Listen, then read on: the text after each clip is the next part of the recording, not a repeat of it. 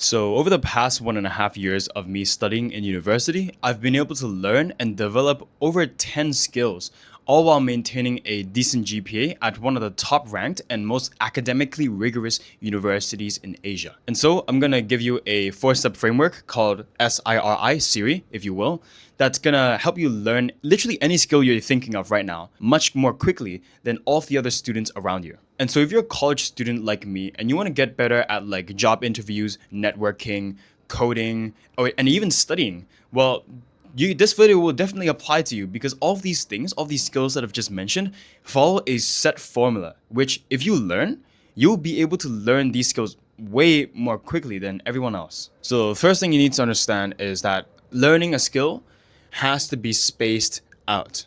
The thing is, a lot of people don't actually know this, but learning takes time.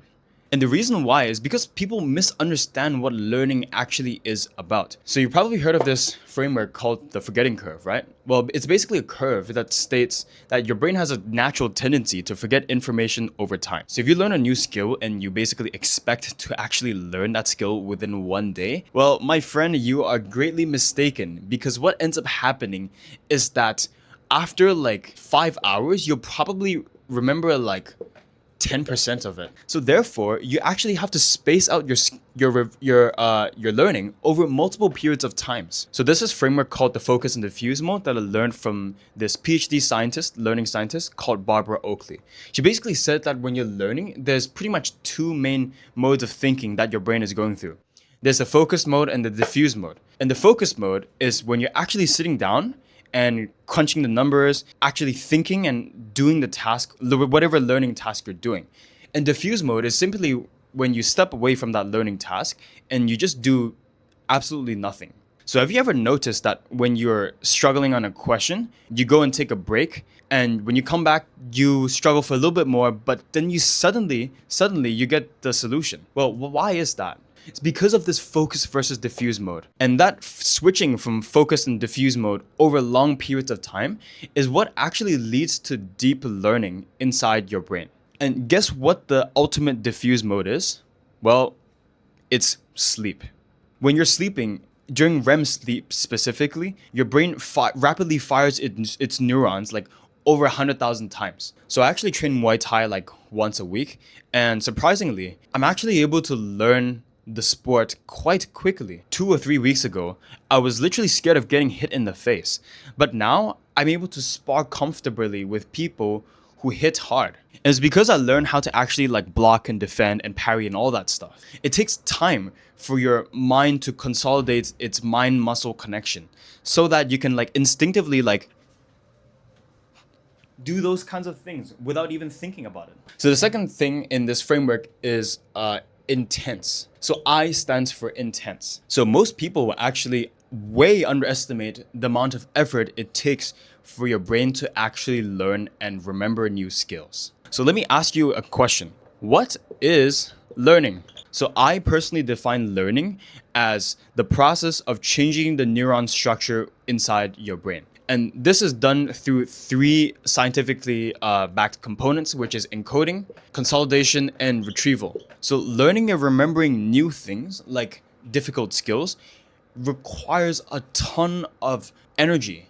And guess what? If you're in a survival situation, your brain does not actually want to expend energy to learn that new thing. And so basically, the whole goal of learning a new skill is to basically trick your brain into thinking that the skill that you're learning is extremely important. So here I've given you 2 equations to help illustrate to you what learning actually is from a mathematical standpoint. So learning equals time times intensity squared. If you're actually trying to learn a skill deeply, you must learn it intensely. And what does intensely even mean? I think intensity equals attention times brain activity, simply because you need to be focused when you're learning the skill. When you put your attention on something, according to Andrew Huberman, your brain actually generates this chemical called acetylcholine, which marks the neurons inside your brain to be changed and consolidated when you sleep. So what does this mean? Without enough focus, you cannot learn.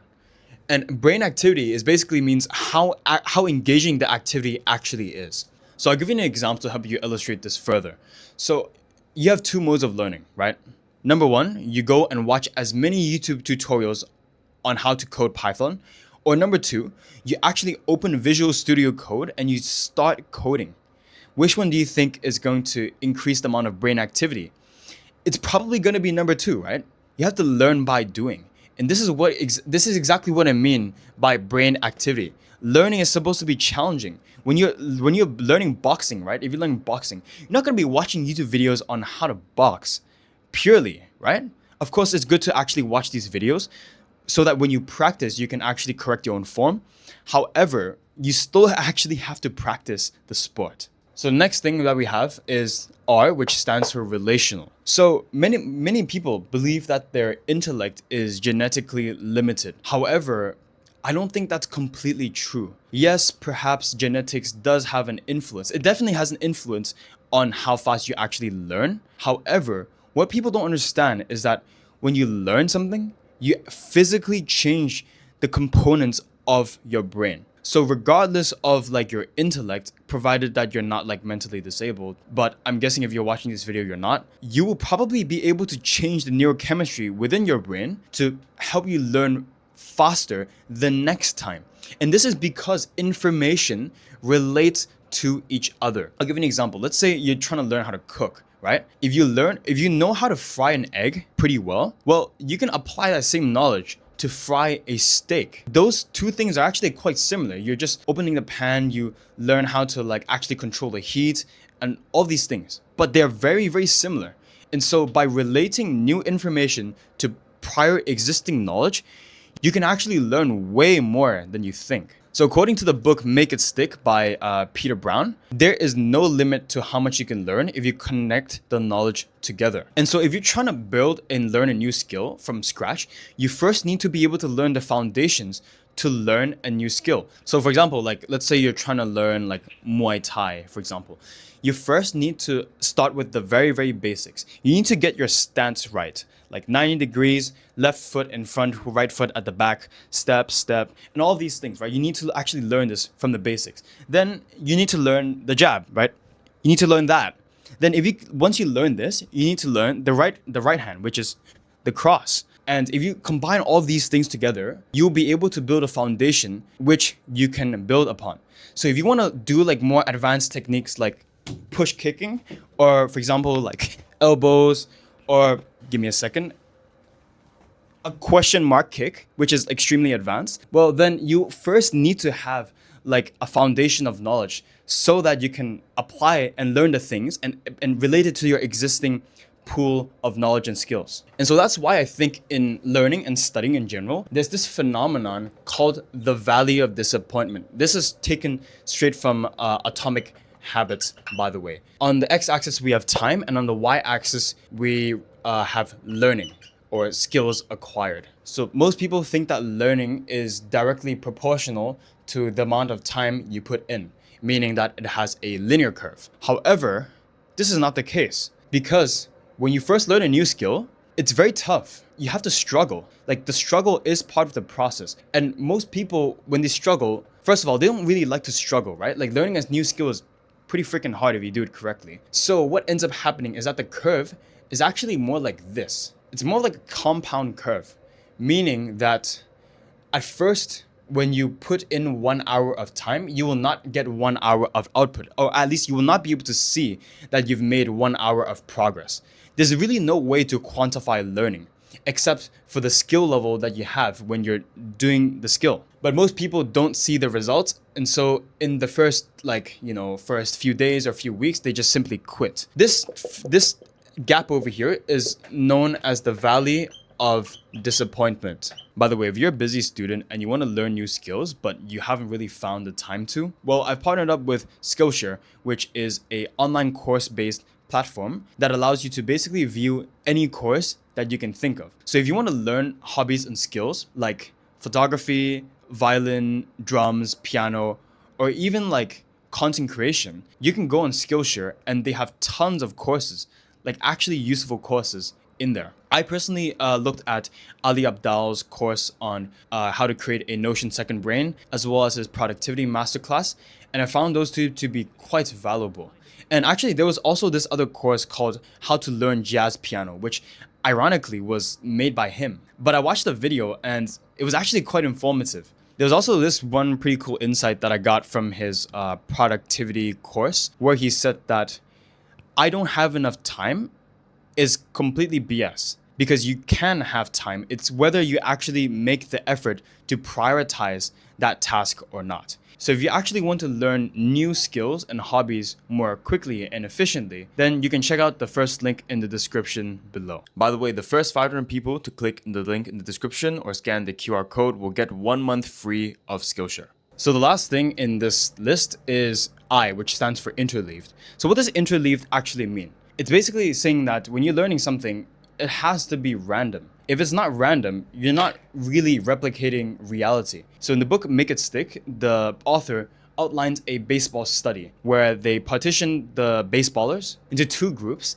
and one of them only had to hit like straight balls. So in baseball, there's this certain type of pitch called a straight ball, and it's basically the easiest form of baseball pitch. However, the second group did not know what the pitcher was going to throw. What ended up happening was actually quite fascinating, because the first group actually improved their straight ball hitting by like 50 or something percent. And this second group actually seemingly got worse results than the first group. However, when they compared the two in a test where they replicated a real life game scenario, group number 2, who hit the random balls and messed up many different times, actually was way better at hitting the ball overall. So why does this matter?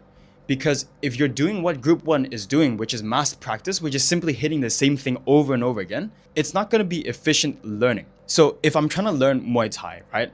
If I only focus on pad work, like for example, the instructor will hold the pads and ask me to hit a certain type of punch. For example, like he will hold the left pad and it will say jab.